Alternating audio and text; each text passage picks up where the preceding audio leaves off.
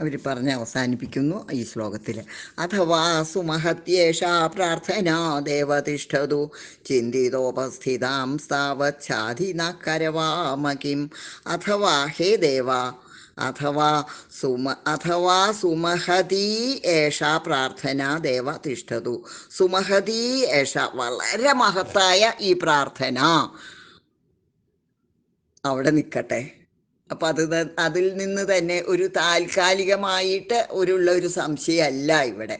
നേരത്തെ പറഞ്ഞ പോലെ ഈ മഹാദേവൻ ഇപ്പോൾ ഇങ്ങനെ സംഹർത്താവായിരിക്കുന്ന അദ്ദേഹം ഇങ്ങനെ സൃഷ്ടിക്ക് ഉന്മുഖനായി നിൽക്കുകയാണോ എന്നുള്ള കാര്യം മാത്രമല്ല, അതിനേക്കാളും വലിയ ഒരു എന്താ പറഞ്ഞ അദ്വൈത ഫിലോസഫിയൊക്കെ അടിസ്ഥാനപ്പെടുത്തിയിട്ടുള്ള ഒരു പ്രശ്നമാണ്, ഒരു താത്വിക പ്രശ്നമാണ് മഹർഷിമാർ ഉന്നയിച്ചതെന്നാണ് ഇതിന്ന് നമുക്ക് മനസ്സിലാവുന്നത്.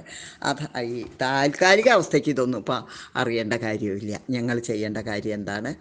സാധാരണ അർത്ഥത്തിൽ ഇത് മഹാദേവൻ, മഹേശ്വരൻ. പക്ഷേ അതിനെ വളരെയധികം, അതിലും അധികം, അതിൻ്റെ അപ്പുറത്തുനിന്ന് ചിന്തിച്ചാൽ അങ്ങ് ശരിക്കും ആരാണ് എന്നുള്ള ചോദ്യത്തിലേക്കാണ് അതവിടെ കൊണ്ടെത്തുന്നത്. അപ്പോൾ അതുകൊണ്ടാണ് പറയുന്നത്, അങ്ങനെ അത്ര വലിയ താത്വിക ചിന്തയൊക്കെ നമുക്ക് പിന്നീട് ചിന്തിക്കാം. ഇപ്പോൾ അങ്ങ് എന്തിനാണ് ഞങ്ങളെ ഇവിടെ സ്മരിച്ചത്? ആ കാര്യം കൽപ്പിച്ചാലും എന്നാണ് ശ്ലോകത്തിൽ പറയുന്നത്. അഥവാ സുമഹതി ഏഷ പ്രാർത്ഥന ദേവ തിഷ്ഠതു. ഹേ ദേവ, അഥവാ സുമഹതി, ഈ വലിയ സുമഹതി എന്നുള്ളതിൻ്റെ അത് വലിയൊരു താത്വിക പ്രശ്നമാണ്. ആർക്കും കണ്ടെത്താൻ കഴിയാത്ത ആ യഥാർത്ഥ വസ്തുവിനെ കുറിച്ചിട്ടുള്ള, ബ്രഹ്മത്തെ കുറിച്ചിട്ടുള്ള, ഈശ്വരനെ കുറിച്ചിട്ടുള്ള ആ പരമമായ അന്വേഷണം അവിടെ നിൽക്കട്ടെ. സ്വാഭാവികമായി അങ്ങയെ കണ്ടപ്പോൾ ഞങ്ങൾക്കത് ഒന്ന് ചോദിക്കാനും പ്രാർത്ഥിക്കാനും തോന്നിയതാണ്.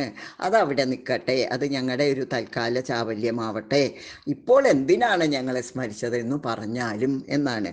അഥവാ ഹേ ദേവ സുമഹതീയേഷ പ്രാർത്ഥന തിഷ്ഠതു, അവിടെ നിൽക്കട്ടെ. ചിന്തിതോപസ്ഥിതാം സ്ഥാവത് ശാധി നഃ കരവാമകിം. ചിന്തിത ഉപസ്ഥിതാൻ, ഞങ്ങളിപ്പോൾ ചിന്തിച്ചിട്ട് വന്നെത്തിയ, അങ്ങ് ചിന്തിച്ചിട്ട് ഇവിടെ വന്നെത്തിയ ഞങ്ങളെ, ചിന്തിതന്മാരായിട്ട് അങ്ങയാൽ ചിന്തിക്കപ്പെട്ടിട്ട് ഉപസ്ഥിതന്മാരെ അടുത്തേക്ക് വന്നവരെ എന്ന് വെച്ചാൽ അങ്ങ് ചിന്തിച്ചിട്ട് വന്നെത്തിയ എന്നർത്ഥം. ഉപസ്ഥിതാൻ എന്നാണ്. ഉപസ്ഥിതാം സ്ഥാവൽ എന്നുള്ളത് ഉപസ്ഥിതാൻ. ഇവിടെ ഈ സന്ധി അധികം ഇവിടെ വന്നിട്ടില്ല ഇപ്പം ഞാൻ പറഞ്ഞതിൽ.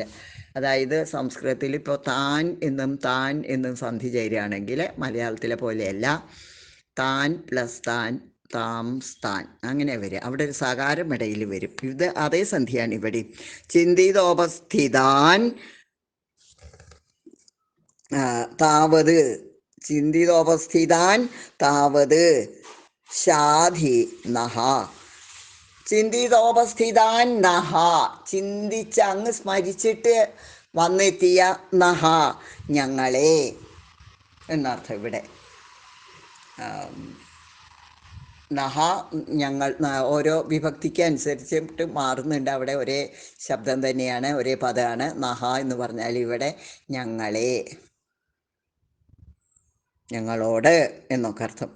ചിന്തിതോപസ്ഥിതാൻ നഹ താവത് ശാധി പറഞ്ഞാൽ കൽപ്പിച്ചാലും ശാസിച്ചാലും, ശാസന എന്നൊക്കെയുള്ള വാക്കുന്ന ശാധി കൽപ്പിച്ചാലും, ഞങ്ങൾക്ക് വേണ്ട നിർദ്ദേശം തന്നാലും, കരവാമ കിം, ഞങ്ങളായിപ്പോൾ അങ്ങയ്ക്ക് വേണ്ടിയിട്ട് എന്താണ്, കിം കരവാമ, ഞങ്ങൾ എന്ന് ഉത്തമപുരുഷൻ ബഹുവചനം, ഞങ്ങൾ എന്താണ് അങ്ങയ്ക്ക് വേണ്ടി ചെയ്യേണ്ടത്?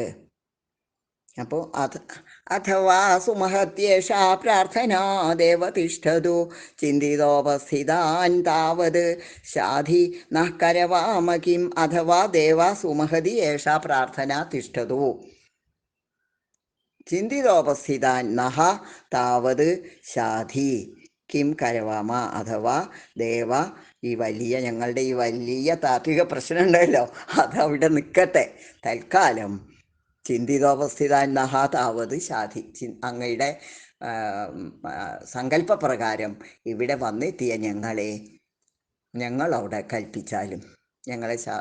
ഞങ്ങളോട് കൽപ്പിച്ചാലും ഞങ്ങൾക്ക് വേണ്ട നിർദ്ദേശം തന്നാലും വയം കിം കരവാമഹ, ഞങ്ങൾ എന്താണ് അങ്ങയ്ക്ക് വേണ്ടി സേവനം ചെയ്യേണ്ടത്. അഥവാ സുമഹത്യേഷാ പ്രാർത്ഥനാ ദേവതിഷ്ഠതു ചിന്തിതോപസ്ഥിതാൻ സ്ഥാവൽ ഛാദീന കരവാമകിം എന്ന് പറഞ്ഞ് ദേവർഷിമാർ അവരുടെ സ്തുതി അവസാനിപ്പിക്കുന്നു. ഇനി അതിനും മഹാദേവൻ്റെ മറുപടി.